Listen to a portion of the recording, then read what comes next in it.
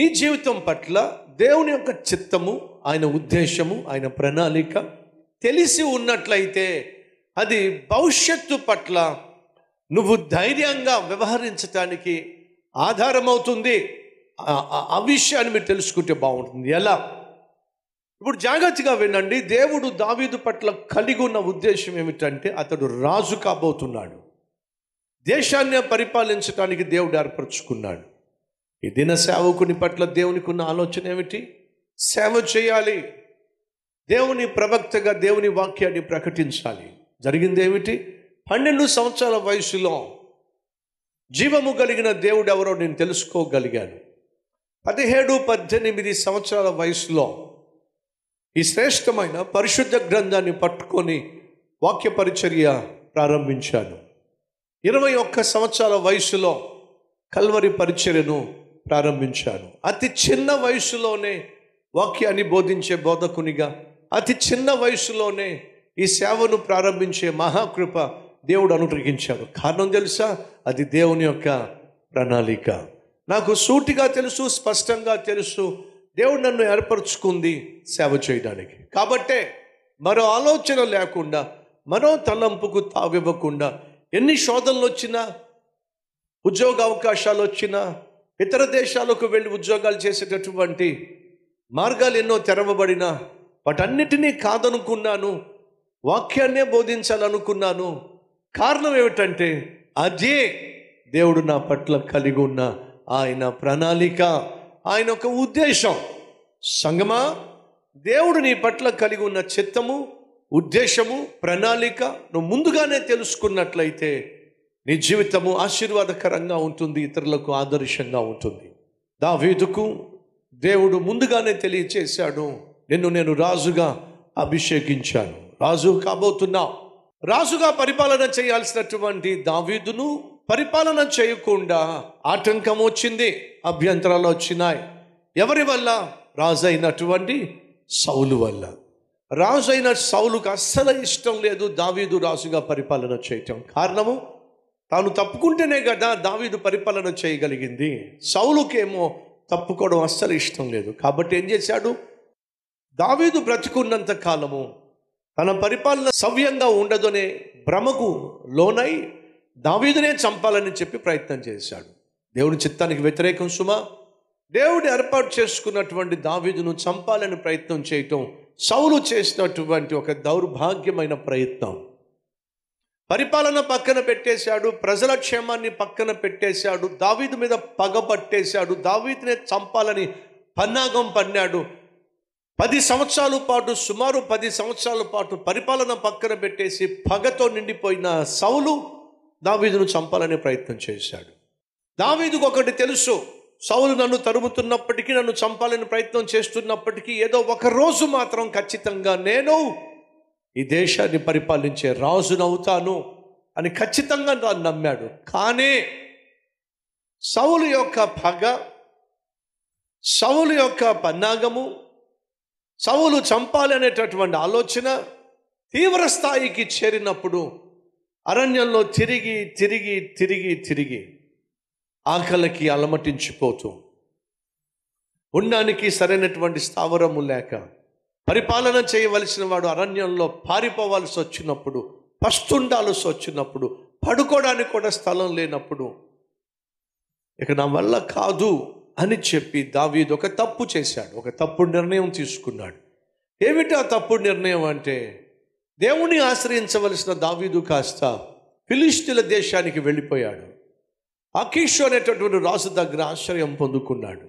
కానీ బైబిల్ సెలవిస్తుంది, మనుషులను ఆశ్రయించుట కంటే, రాజులను ఆశ్రయించుట కంటే యెహోవాను ఆశ్రయించుట మేలు. ఇది వాస్తవం. కానీ దావీదు సౌలు యొక్క తీవ్రమైనటువంటి ద్వేషము వల్ల వృద్ధస్తమాను తనను చంపడానికి తిరుగుతున్నాడు. కాబట్టి ఏదో ఒక రోజు నేను సౌలుకు దొరికిపోతాను, సౌలు నన్ను చంపేస్తాడు అనే భ్రమకు లోనైపోయాడు. సహోదరి సహోదరులు దయచేసి వినండి. 600 అయినా 106 అయినా దేవుడు నీ పట్ల కలిగి ఉన్న ఉద్దేశాన్ని, దేవుడు నీకు ఇచ్చిన వాగ్దానాన్ని ఖచ్చితంగా ఆయన నెరవేర్చి తీరుతాడు. ఆ విషయాన్ని, ఆ వాస్తవాన్ని దావీదు విశ్వసించినప్పటికీ కూడా సౌలు యొక్క పన్నాగము, పగదు తట్టుకోలేక ఆఖరికి పారిపోయాడు, మూల్యము చెల్లించాడు. వెళ్ళకూడని చోటకు వెళ్ళి ఆశ్రయించకూడనటువంటి రాజును ఆశ్రయించి దేవుని చిత్తానికి వ్యతిరేకంగా అఘోరించి దావీదు ఆఖరికి తన కుటుంబాన్ని పోగొట్టుకున్నాడు, తన ఆస్తిపాస్తులను పోగొట్టుకున్నాడు, మనశ్శాంతిని పోగొట్టుకున్నాడు, సమాధానం పోగొట్టుకున్నాడు. ఆఖరికి దేవుని పాదాలు పట్టుకున్నాడు, కనికరము కోరుకున్నాడు. దేవుడు కనికరించాడు, పోగొట్టుకున్న సమస్తాన్ని తిరిగి ఇచ్చేశాడు. ఎప్పుడైతే దావీదు తన తప్పు తెలుసుకుని దేవుని పాదాలు పట్టుకున్నాడో ఈ లోపల వార్త వచ్చేసిందే. ఏమిటి ఆ వార్త? దావీదు, సంవత్సరాలుగా నిన్ను చంపాలని, నిన్ను పొట్టన పెట్టుకోవాలని తిరిగిన సౌలు చచ్చిపోయాడో, చంపబడ్డాడో, ఇక శత్రువు లేడో, నీకు రాజమార్గము సరళమైపోయింది అనేటటువంటి వార్త దావీదుకు వచ్చినప్పుడు పరుగులు తీలా, పరితపించలా, పరిపాలించడానికి పరుగులు తీలా. మరేం చేశాడు? తిన్నగా దేవుని దగ్గరికి వెళ్ళి ప్రార్థన చేశాడు. అయ్యా, సుమారు 16-17 సంవత్సరాల వయసు అప్పుడు నీ ఉద్దేశం నా పట్ల తెలియచేశావు. ఈ దేశానికి రాజుగా నన్ను అభిషేకించావు. ఇప్పుడు నా వయసు 30 సంవత్సరాలు వచ్చేసింది. 13 సంవత్సరాలు ఎదురు చూశా నా జీవితంలో నీ ఉద్దేశం నెరవేరటానికి. ఇప్పుడు సౌలు చచ్చిపోయాడు, సింహాసనం ఖాళీ అయిపోయింది, ఫిలిష్తీయులేమో ఇశ్రాయేల్ దేశాన్ని ఆక్రమించేసుకుంటున్నారు. నన్నేం చేయమంటావు అనంటే దేవుడు చెప్పాడు, నన్నేం చేయమంటావు అనంటే యూదాకు వెళ్ళు అన్నాడు. ఎక్కడికి వెళ్ళమంటావు? హెబ్రోనుకి వెళ్ళు అన్నాడు. ఇప్పుడు దావీదు ఏం చేస్తున్నాడు? దేవుని చిత్తం చేస్తున్నాడు.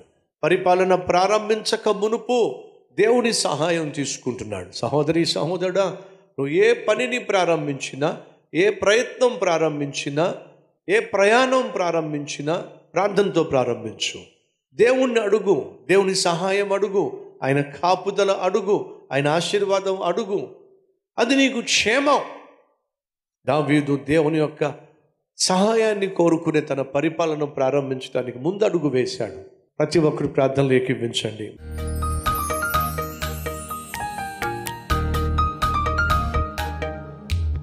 మహాపరిశుద్ధుడు అయిన ప్రేమ కలిగిన తండ్రి, మా జీవితంలో నీ చిత్తము జరిగించాలని నువ్వు ఆశించినప్పుడు అడ్డుపడే సైతాను తన ప్రయత్నాలు తను చేస్తాడని, నువ్వు మమ్మల్ని ఆశీర్వదించిన తరువాత కూడా ఆశీర్వాదాలు అనుభవించకుండా సైతాను చేస్తాడని, దానికి ప్రతిగా మేము చేయాల్సింది ప్రార్థనని, ప్రార్థన ద్వారా సైతాను తంత్రాలను మేము బంధించాలని, ఫలితంగా నీ ఆశీర్వాదం మేము అనుభవించాలని నేర్పించిన ఈ విలువైన పాఠాన్ని మేము అర్థం చేసుకొని ప్రార్థనా జీవితానికి నాయనా మేము తగినటువంటి విలువనిచ్చి ప్రార్థనతోనే మా దినాన్ని, మా పనిని, మా ప్రయాణాన్ని, మా పరిచర్యను, మా ప్రయత్నాలను ప్రారంభించే కృప దయచేయండి. యేసు నామం పేరట వేడుకుంటున్నాం తండ్రి, ఆమేన్.